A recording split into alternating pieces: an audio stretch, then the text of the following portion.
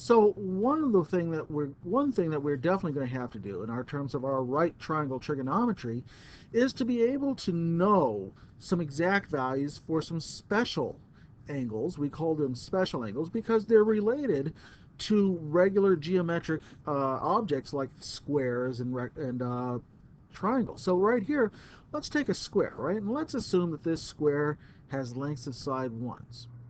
Well, if I take this square and I were to just chop it in half down its diagonal, of course I would get a right triangle, and contained within that right triangle is the special angle, what we call a special angle of 45 degrees.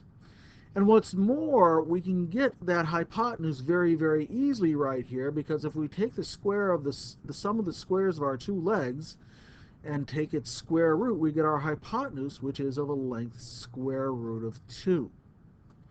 Note also that 45 degrees is equivalent to the angle pi over 4 radians, right? So when we're dealing with this angle, I can refer to it as 45-degree angles, a 45, 45, 90 triangle, sometimes you hear it called, or a pi over 4, pi over 4, pi over 2 right triangle. Both of them are equivalent. So what could we say? Well, in this case, we know that when we take the sine of any 45-degree angle, the opposite leg and the hypotenuse is 1 over the square root of 2,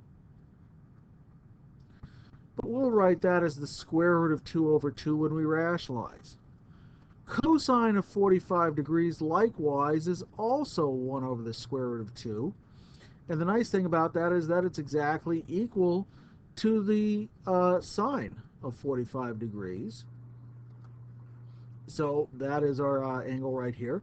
If I said instead cosine of pi over 4, right, if I wrote, okay, determine the cosine of pi over 4, and that was the question on my test, well, you could plausibly say, well, it's square root of 2 over 2, because it's a special triangle, right? All right, well, let's keep going. What happens when we take the tangent of our special triangle 45 degrees? Well, the answer in this case is 1 over 1. That's just 1. Continuing down the line, though, we also want to know our cosecant. Cosecant of that 45-degree angle is equal to the hypotenuse over the opposite side, that's square root of 2 over 1. And by the way, the secant of 45 degrees is also square root of 2 for the same reason. And then finally, the cotangent of 45 degrees, being the adjacent over the opposite side, will also be equal to 1. So this special triangle is actually an easy one to remember.